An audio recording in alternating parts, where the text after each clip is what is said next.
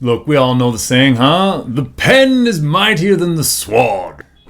Indeed, in many cases it truly is. I mean, the power of words. You've heard me talk about it before, but it's really important to understand there's many different types of power. There's the power of a woman, and then there's the power of a man. They're different types of power. Same thing with the pen and the sword. Let's crack into this because this is really important. Some things we all need to really get present in our mind, the forefront of our mind, right? Things are doing nothing but getting more exciting, and look, we've got to reset in the process. The details of that reset, what is changed at the end and how it changes, that's all undetermined, baby. Feel what I'm saying? When spring comes, you can plant weeds, you can plant tomatoes, you can plant whatever you want. It's the time for that. It's the time right now. You think these people, the evil ones, you think they don't know what time it is? That's why they're trying their reset. Because they know that history, the wheel of history, has moved to the appropriate place. That's why they've chosen this time. Maybe they had to move their timetable up a little bit because of some of the things that some of the other people who are not looking forward to being enslaved have been doing. But it's the time for that. It's the time for changes and resets and revolutions, if you will, right? It's the time for that. That's why we need to be powered up and in the game, because it is the time for that. There are things that you could not have done, okay, in 1740 that were possible in 1776. You understand what I'm trying to say here, right? There are things that could not have happened in October of 2001, right? Yeah, a lot of people knew what happened the previous month, but it wasn't time to do anything about it, okay? Now's the time to make changes and kick some of these people out of office, maybe kick them into cells. I mean, we're not going to spend too much time worrying about that. We're going to focus on what we can do, okay? So, the pen and the sword, right? Think about it like this. When the previous president wrote a bunch of things that were supposed to happen, and according to this is going to happen, right? You're going to give me a report by such and such a date on the state of the elections or whether anybody messed with them, right? Did that report come out when it was supposed to come out by law? No. Okay? There were all kinds of things that were supposed to happen, right? These people, if they come into the country and they break these laws, you got to make them leave the country. Did that happen? Or were there other places, Seattle or New York or wherever, where they said, you know what, actually, we're not going to take these people that came here illegally and do whatever it is you said we're supposed to do, and we're not going to do that. Now, the pen said it. The pen put that out there. But the sword wouldn't enforce, because you see, that's what it comes down to, right? The sword represents force, and force is what lies behind the pen.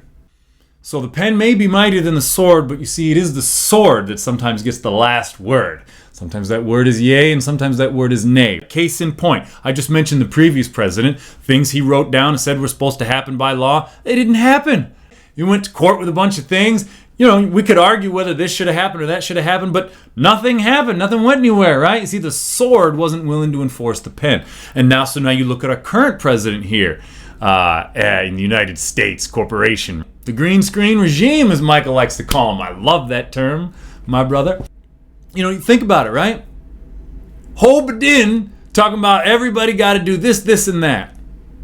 Is Hobadin going to show up and make sure that those things are happening? What's he going to do? What you going to do, Ho? For real. I'm being serious here. Who is going to enforce all of these strokes of the pen? Because let me tell you something. I know somebody who does not wear a mask when they run around New York. Okay, this individual does not wear a mask on the train. Meanwhile, you get on the train and there's signs everywhere. Maybe I'll throw up a photo or two. I take pictures. And, there's signs everywhere talking about you got to have a mask, my mask and your mask, and we love each other, and my mask is a sign of respect. And they announce over the loudspeaker, you must wear a mask or you may receive a fine. Well, let me just tell you that I know somebody who was on the train just a few days ago with no mask in sight. And 3 cops got on to deal with a homeless fella.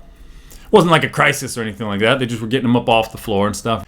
And I noticed that they noticed this man who didn't have a mask. They didn't pay him any mind at all. Okay? I can speculate as to why that is. It's a separate conversation, separate video. But in all seriousness, What happened here? The pen wrote, Bill de Blasio or whoever, Andrew Cuomo, whoever, man acting is this, man acting is that. They wrote with their pen, but the sword wouldn't enforce, because that is the bottom line, isn't it, folks? Who's gonna make me? Okay? And by what authority? As you can see, it doesn't matter who the president is, what the pen does. What matters is who's holding the sword and what they're going to do or not do with it. Okay?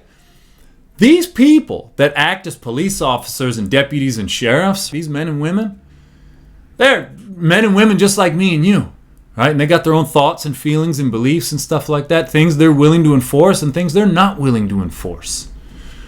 Very important to understand that. They could talk. We're going to get rid of that Second Amendment. Yeah? Looks good on paper, buddy. Okay, listen, fellas, it's never going to happen. I'm just telling you right now, it's never going to happen. If they crush us and take people's firearms away, right? Arms, right to keep and bear arms. Okay, firearms are a subcategory of that. Let's get that straight. If they try to take everybody's arms, right, that's not going to happen. There's no enforcement for that. The sword won't do it. The pen can do it all it wants. The sword won't do it. If they're going to beat us and disarm us, it's going to be by starving us or something like that, right? They're not going to use, it's not going to happen. Just, I promise you it's not going to happen. Don't let that keep you up at night, all of their chatter about destroying the Second Amendment. They've been talking about that. As again, Michael, you were on fire, baby. He was saying the Second Amendment been under attack since the Second Amendment. Yes. So, don't let them get your dander up, okay? They're out there talking a bunch of garbage, right? Writing things down. Meanwhile, he who holds the sword is unmoved. Okay, he or she. These are our people on the ground, the people in your community that you might actually have to deal with, that you need to be getting to know. So get to know your sheriff.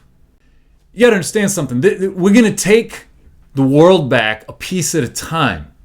Little communities coming together, a piece at a time. It's not going to be this big sweeping victory where all the bad guys get locked up and their adrenochrome stockpiles dumped down the drain.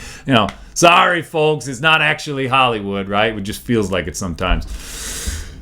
Recognize the power of the sheriff. This is going to be a different video, but the sheriff is the only legit law enforcement officer in your area. You understand? Because they've been elected. They've been elected by the community to uphold the law. Chief law enforcement officer in that community. The feds, if they come to town, they're supposed to ask the sheriff, excuse me, Mr. Sheriff, we'd like to get Mr. John Doe over there for questioning, Sheriff is supposed to get involved in that process and decide whether he's going to let those feds do what they want to do, or whether maybe he's going to, help facilitate it, or whether he's going to be like, I'm sorry, guys, get on out of here. We actually don't recognize those federal statutes here in Go Kiss My Ass County. Do you know what I'm saying?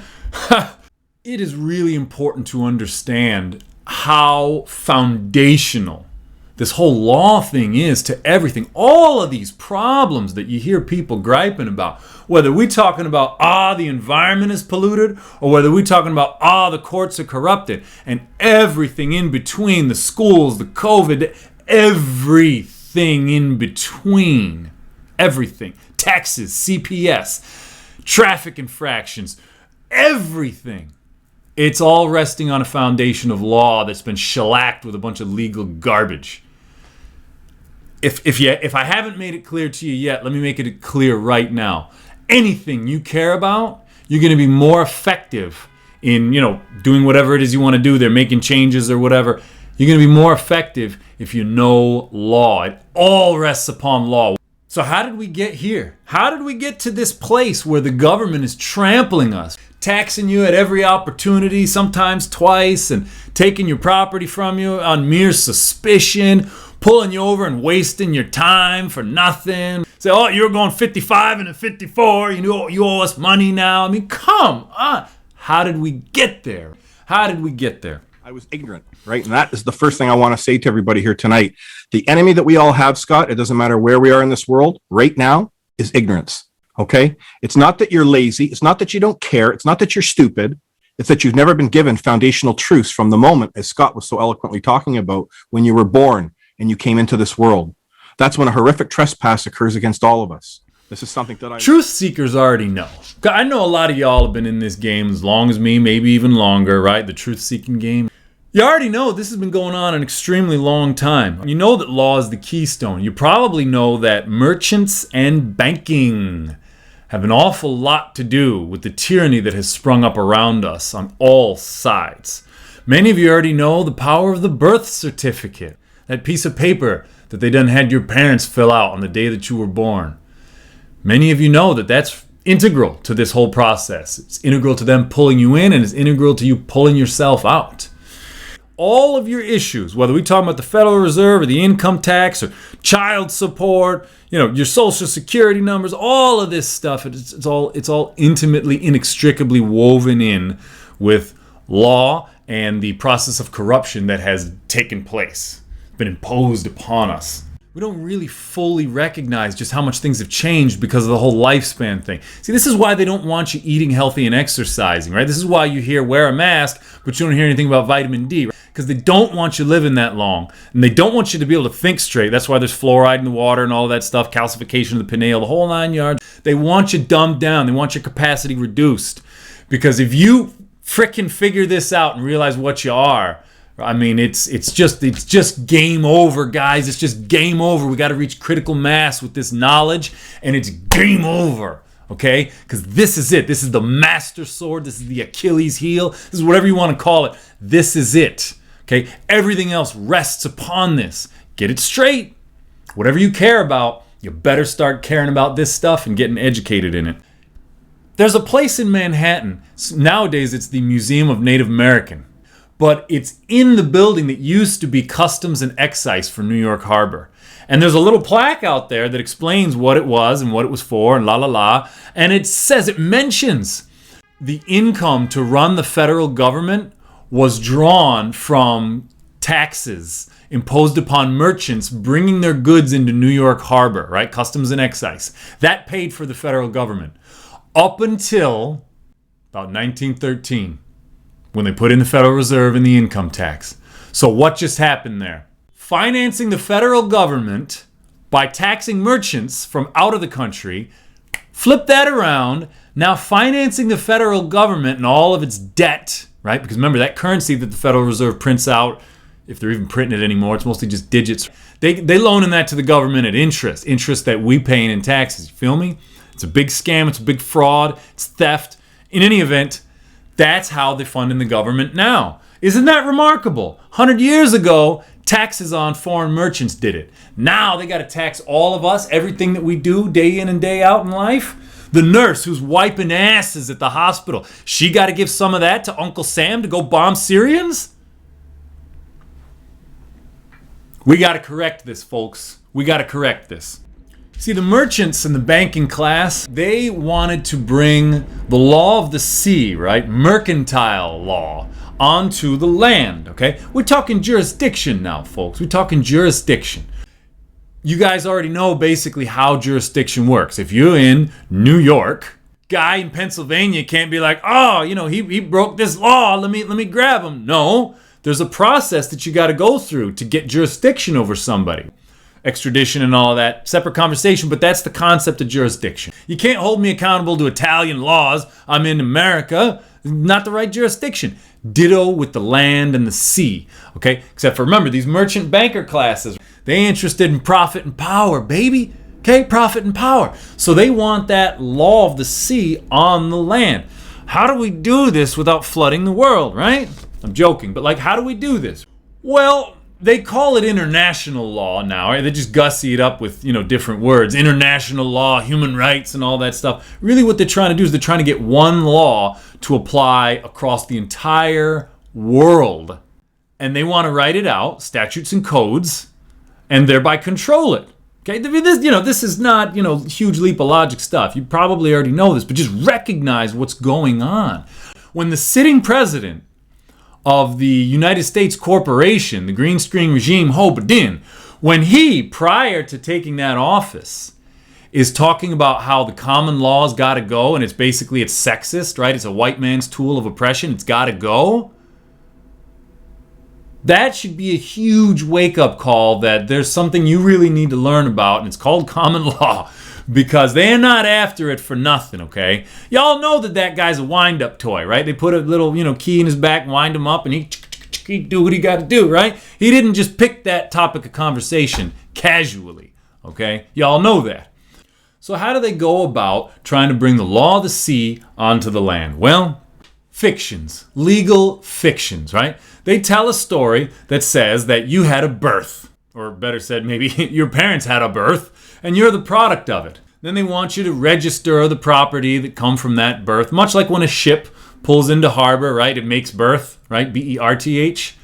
Birth, right? You know what I'm saying? Okay, when the ship makes berth and they give you a manifest, a certificate of birth that says that what come out of the ship. Same thing with your mother. Birth certificate, what came out of this, okay? The waters of your mother's womb. I mean, you get the idea, right? It's all symbolic stuff, okay? So then you got that birth certificate, all caps name. Look, y'all know the birth certificate is what started this fraud as far as you and your own individual life goes, okay? Your parents create that with the hospital. Nobody knows what's going on. So, I mean, it's total fraud from the start. But it doesn't matter because until you call them on it, then the fraud's going to stand. So, it's fraud. Creates a straw man with your same name, only it's all caps. So, it's a fiction. It's a corporation. Registered. Okay, who you registering it with? With the fictitious entity known as State of New York or whatever the case may be, right? With corporation, right? So you've been registered and essentially given to the state, which is why the state come and snatch kids, you understand? Because you are already their property. You're basically on loan to your parent. Nobody really realizes this at the time, of course, but that's how they gain the authority. That's how they gain jurisdiction. That's how it happens, and this is what we have to correct. They've essentially made you their property through fraud, so you're not really their property, but that's how they do it. Let's touch upon the word property real quick. Property, break it down. Property, right? Pro-pair, proper. Pro-pair, pro-pair son, right? Pro-person, right? Pro is like for a person. Pro-pair, proper. It is proper that a son be with his mom and dad, right? That's proper. So mom and dad could say, the son is our property. People will get mad at you and they try to link that up to slavery and stuff. You see, the bar society, the lawyers, the legal fiction people, they like to smear that word property because it's a word that they can't mess with. They can take your child, okay, but they can't mess with your property. And they smear the word property by linking it up with slavery because, once upon a time you had some people saying, oh, this is my property, this man, he's my slave, he's my property, la la la. And you had some judges who, do I even need to say how judges can be corrupt? You had some corrupt judges that were like, yep, sure enough, take him back in chains, okay? But on the other hand, and this is really interesting, jury nullification, separate subject. But, the jury has the power to say no, regardless of what anyone else is saying. The judge wants to say you can't do that. The lawyer wants to be like, look, but we wrote it down, statute and code. It doesn't matter what anybody says. A juror can say not guilty, period. Because the law is stupid, because the law is not really a law, because they feel like it. It doesn't matter. You don't have to explain yourself. You see what I'm saying? Like, as a juror, you are more powerful in law than any other single individual in this country, okay? The president can write what the president wants to write. The judge can shout what the judge wants to shout. The lawyers can argue what the lawyers want to argue. But if you as a juror want to say, yeah, not guilty, then that's it. And nobody can do nothing to you either. Okay? Jury nullification. So what was happening was with these slavery property cases, you have some fool come in there, he's my property, I paid for him. Then you got the 12 people looking at this man who happened to have dark skin, looking at this man saying, how can this man be anyone's property? That would be improper, right? Because if you're going to take this man and not allow him his freedom, what have you done? You trespassed against him. You done caused harm. You stole his life. You stole his property, his hopes, his dreams, his freedom. You stole it all. Okay, that was actually happening. Jury nullification was happening in cases where you had slaves run to the north and then they get snatched up, and so then the juries get called in and they're like, well, I don't see how it's proper that this guy's property. So that was happening. Don't let anybody confuse you on the whole property thing, because I'm telling you now, those bar attorneys, they like to equate it with slavery because it's like silver to a freaking werewolf, right? They cannot touch property because property belongs to a man or a woman. Cool. So you can't sue a judge, a police officer, a doctor, right? A garbage man, a politician. Why? Well, because they live in a realm of a legal world, right? Anytime that you act as anything other than a man or a woman, you have no rights. But before I get into really important to recognize that the bar society, that's your lawyers, they are the enemy through and through.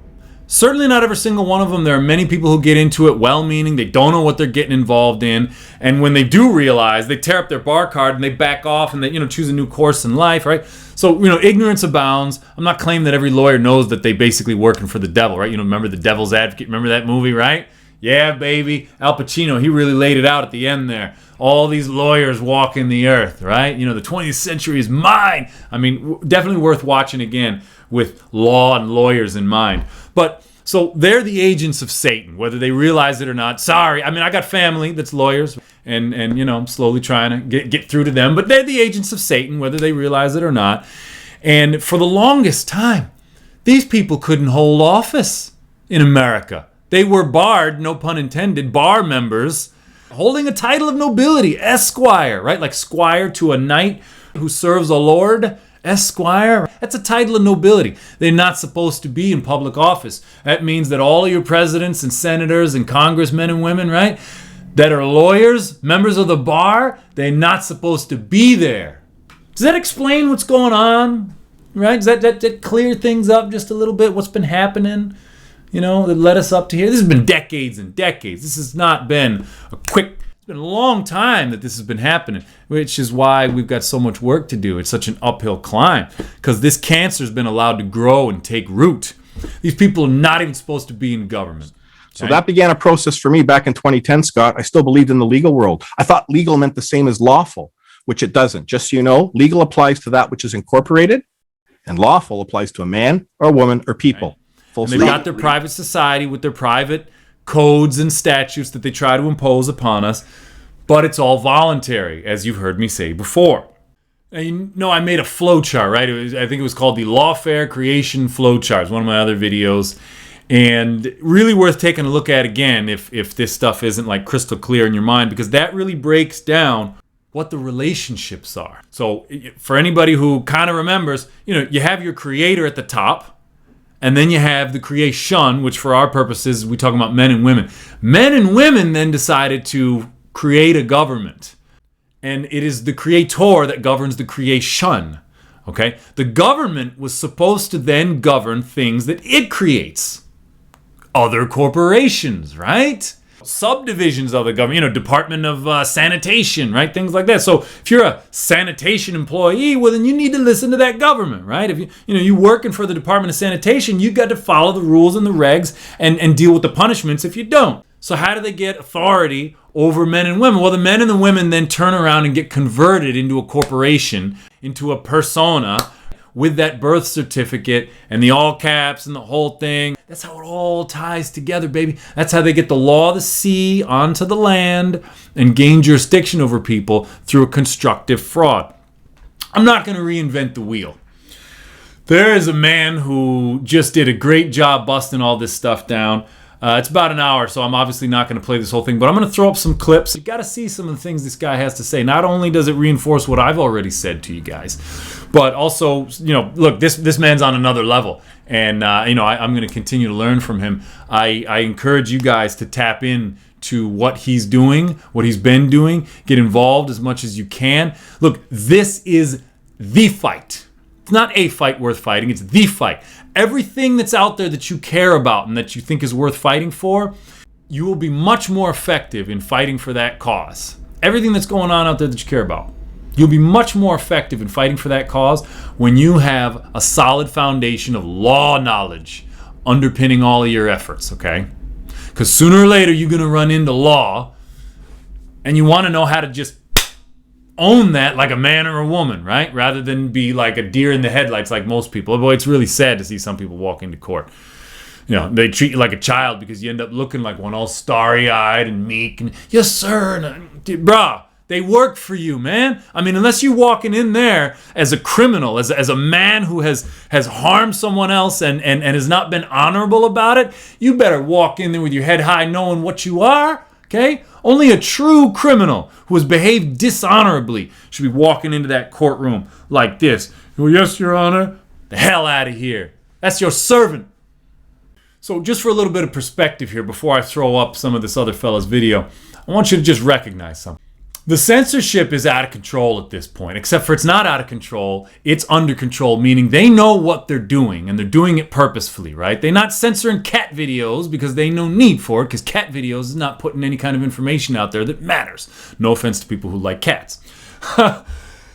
They are censoring people who have got a message. Okay, Michael, boy, he gets cut off at the knees all the time, right? A lot of other people, for that matter. I've seen many channels that I was thoroughly enjoying. Boom, shut them down, right? Take a look at this, okay? I'll tell you what happened here. I go to watch this video with the man Christopher, right? A man known as Christopher, who thankfully I was able to find it elsewhere, right? But here's what happened. I go to watch this video, and they're talking all kinds of good stuff, common law, powerful stuff. And it's late, and so I say, you know what, I'll watch it tomorrow. But something inside of me was like, man, you should probably just record this, huh? But I was like, I'll watch it tomorrow, I'll finish it tomorrow. Well, in the morning, this is what I see. Channel terminated, right? Not mine, his.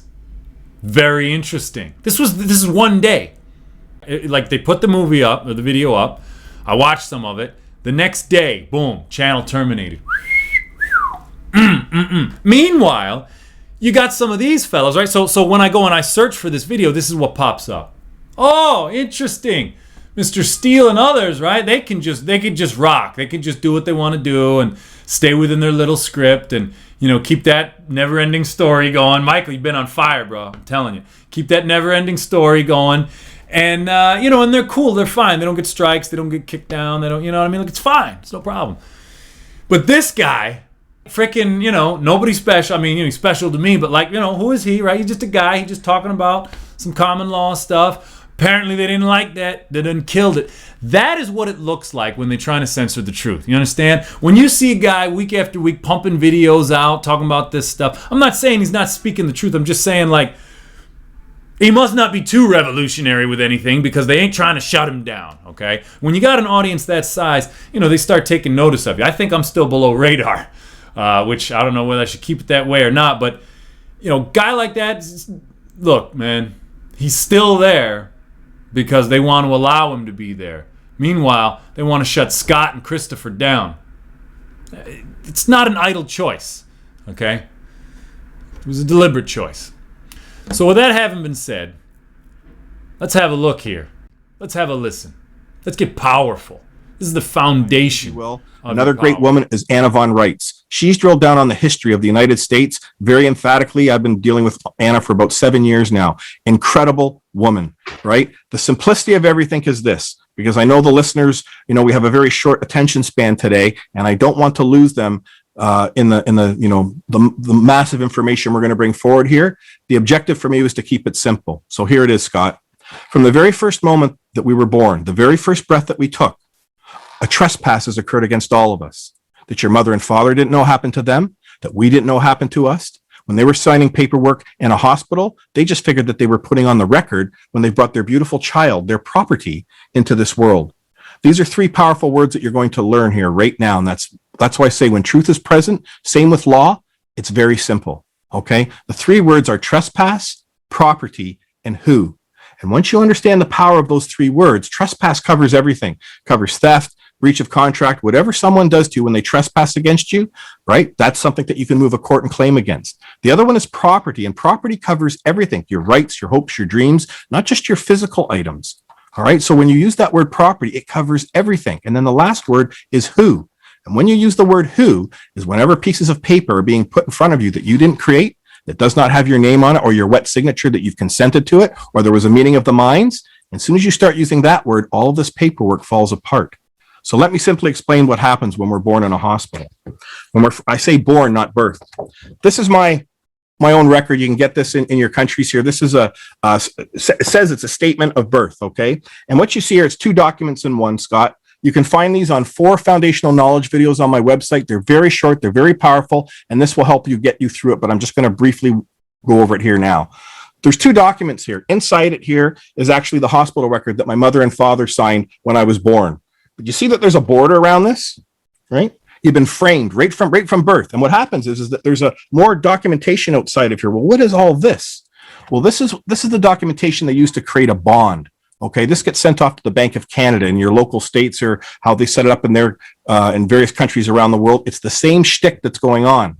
So what they do is that you're born into this world as a man or a woman, not persons, right? And when you're born into this world, Scott, you come into this world equal under the law, under our creator. Imagine if all of us were taught these very basic truths when we're born, the difference between legal and lawful, right? The word law stands for the three jurisdictions in this world: land, air, water. Land is the common law. That's the law where we were born on the land. It comes from our creator. It's the unwritten law. And what is it? It's simply we do not trespass against our fellow man or woman. We do not cause them wrong or harm. And contract makes the law between a man or a woman. It's that simple. And you do not administrate another man or woman's property without right. It's that simple. So what happens is, in order for this system that we were all born into, in order for this evil to continue on what began over 1,000 years ago, all roads lead to Rome, okay? The heads of this snake in this world is the Vatican, the Pope, then you've got the monarch, the queen, and then you've got the central bankers. They are the ones that set up this system. People have to take a step back and think for a second. There's, so much wealth that was out there before we came into this world, from the Roman times, as they worked all through this, through the ages. Where did all this wealth go? Where did it all get manipulated to? Well, these people found a way to secure it in their own, how should we say, their realm in which they created to fool the consciousness of the mind of man. And how did they do that? Well, it's very simple. When you're born in the hospital, this is the record that's created. A few weeks later, you get this in the mail. This is a birth certificate. Okay, I've crossed off my last name there so you can't see it, but I'm going to bring it really nice and close to everybody. Can you see what it says right at the bottom there? Wow, Canadian banknote. Bingo. Okay, wow. So the first thing that you have to understand, this is the first thing in law you need to understand. He who creates owns. Simple question. Who created this? Who created the birth certificates for all of us? Did I create it? Nope. Of this stuff. And they're placing over you a cloak, so to speak, for you to accept. Are you, which is a trick word, are you the person, Christopher James, right? And everyone says, well, yes, I am. Immediately, that judge now has jurisdiction, because you have no idea the separation that's actually going on. He's reading a name from a paper, Scott McKay. Scott doesn't know if the name's in upper and lower case, or if it's in all capital letters. When he hears his name, he says, yes, I'm Scott McKay. And that's where the bar runs with it. So see, the lawyers, they don't represent you. They represent you as this fiction that was created. And that's why the judicial system, and this is the big word that everyone's going to learn about now, this is the Achilles heel, I'm cutting right to it. The rules of civil procedure. The rules of civil procedure, Scott, is what the bar uses to block we the people from accessing our public courthouses worldwide. Please go to warriorcalls.com. You can log in, register right there at the bottom. It's all free. And what you're going to see this coming Monday is, because I actually established common law courts for the first time in this country in well over a couple hundred years, starting last year. Actually, it was before that. Ultimately, why this is important, the first case that I established surrounding the rules of civil procedure is called the Sukleski Court. It's a man that involves an estate with his father, but you don't need to understand that part of it. What I did is I used that trespass that these lawyers were doing against him. They were basically administrating Michael, his property, without right. Okay, and they were doing it under the color of law, because all the legal paperwork was in relation to this all caps name. And what was it moving under? The rules of civil procedure, the Estate Act, the Justice Act. So everyone just stop for a second. Remember, I said to everybody, words on a piece of paper do not control a man or woman unless you've accepted it or into a contract with them. So these acts, statutes, codes, rules, and regulations, here comes the word, who, Scott? Who wrote them? Well, these are people that are employees for a service corporation. They're called legislatures. Yeah, called legislatures, or your state, right? State or federal government, same thing. That's right, same thing. And just remember, anytime, this is powerful. Write this down. If you don't even, you got to record these videos, download them, and share them far. But anytime, Scott, a man or a woman acts in any capacity other than a man or a woman, for example, if you act as a police officer, as a judge, as a nurse, or a doctor, you have no rights. Full stop. What do you have? When you're acting in a role other than a man or woman, because only a man or a woman can have rights. Remember that. When you act in a role, you have duties and obligations within your job description. See how simple that is to understand? No man or woman with their duties and obligations, no matter what that service corporation is that's out there, be it McDonald's or our government, they're all created the same. They all operate the same. They've got employees, they've got codes of conduct, that they've got rules and regulations that they all have to abide by. Those rules, their rules do not trump the rights of a man or a woman. And that's how powerful this is. So when we're accessing our public courthouse, how have they been blocking us all these years? Well, these wonderful lawyers that don't want to be held accountable, or these people wearing the black robes, they're not your judge. They're your employee. This is where you have to understand the hierarchy. When we came into this world, Scott, we came into it as a man or a woman. And what did man, with no paperwork attached to us? And I mean, no disrespect to constitutions in that. I realize that the American people have got an incredible constitution, the correct one, that the world really nowhere else has. But remember, you came into this world without any paperwork attached to you. You're born free. And then shortly after you're born free, they have to kill you on paper and create a legal person. And that's an unlawful conversion, creating a legal entity in your name. It's identity theft. It's known as personage. So this is very powerful when you understand this simple trespass that happened at birth, when you're born, and now go to the courthouse and understand what's going on. They're using this fiction that, say, McDonald's, I'd take the government out of the way and put McDonald's there. What would happen if you were born, Scott? McDonald's created a document like this, a birth certificate, mailed it to you, 3 or 4 weeks to your parents. Well, you're still a baby, no consciousness, right? You're just born in this world. You can't consent to anything. You can't have a meeting of the minds with anybody. You can't enter into a contract. And that's the only things that control a man or a woman. So what's happening here is that they use this, and through our ignorance, they're applying this to us in our public courthouses as if we are these legal persons. And the bar is terrified right now that everybody's going to find this out. This is not conspiracy theory. This is fact. Again, why? Go to lawyercalls.com under the case file. I believe it's the second one. You'll find the Sukleski court. Download those filings. There's 2 of them. The first one was September 12th. It was 10 people. 8 of them were bar members, lawyers, and 2 of them were justices in the court. None of them, after 6 months, provided the evidence proving that the rules of civil procedure, which they've been using in all their filings to justify what? Their billing, applied to we the people. See, remember, they do motions, they do all these different things to drag it out on and on and on and on. This is why the court system is so corrupt, is because you're not entering in a court of law. You're entering into a court, into a private society that has ring-fenced everything, and they do not want you to know that the rules of civil procedure do not apply to you. And this is what we must do in North America right now, okay? We must be a light to this world. It's happening in Australia. It's happening in Ireland. It's happening in Scotland. It's happening in the UK right now. It's happening in other parts of the world, which really surprised the hell out of me. But North America here, we need to be the true light for this world and show people the way forward. That once these rules of civil procedure, that's all you need to understand, are dragged out into the light, that they have never applied to we the people, and that we the people require, that means demand, access to our public courthouses properly so that we can move our claims, not complaints, right? We don't file sissy complaints, right? That's what I mean. The legal world is all convoluted. It's there to confuse the hell out of everybody so that you go to a lawyer to use him. And then his whole job is basically to get as much money from you as he can from point A to point B, when you don't realize that you only need to understand those 3 questions that we talked about, right? Who claims I'm proper? Who's got a verified claim before this court that I've caused wrong or harm? That's the first one.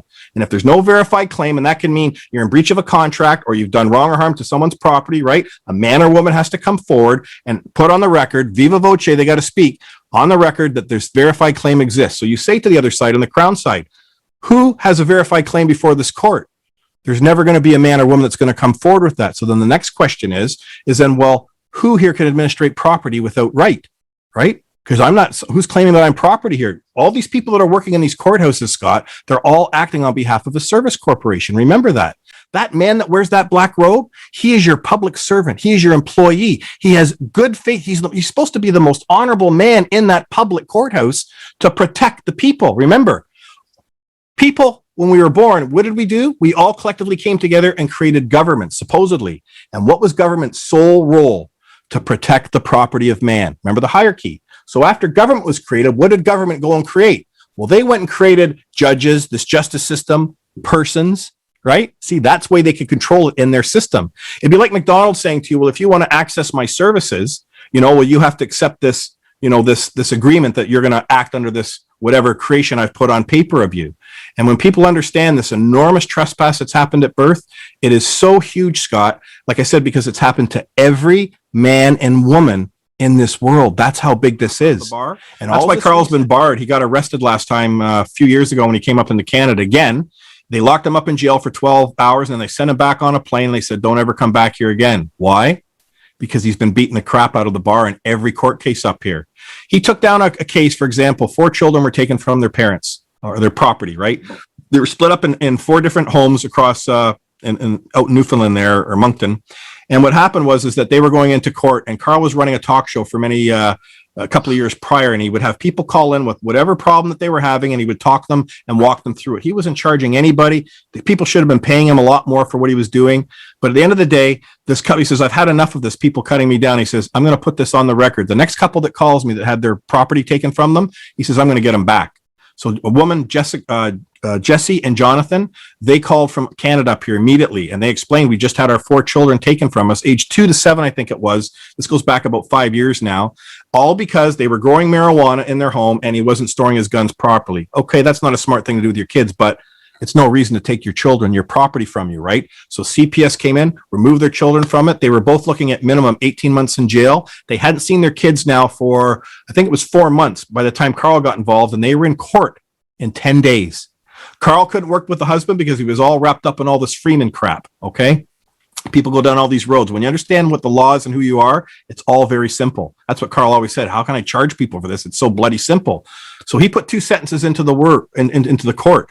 And basically what happened was that this woman on the day of the court, they filed in a couple of days before. He says, I want you to file this into the court. And the first line said, notice, I claim the wrong of trespass, I claim trespass did cause wrong or harm. And what is the trespass? You put it in brackets. Remember, it covers everything. Theft of property, right? The second line was, and he wrote it in like 20 font, I require the immediate restoration of property. And then it said after it in brackets, exhibits 1 through 4.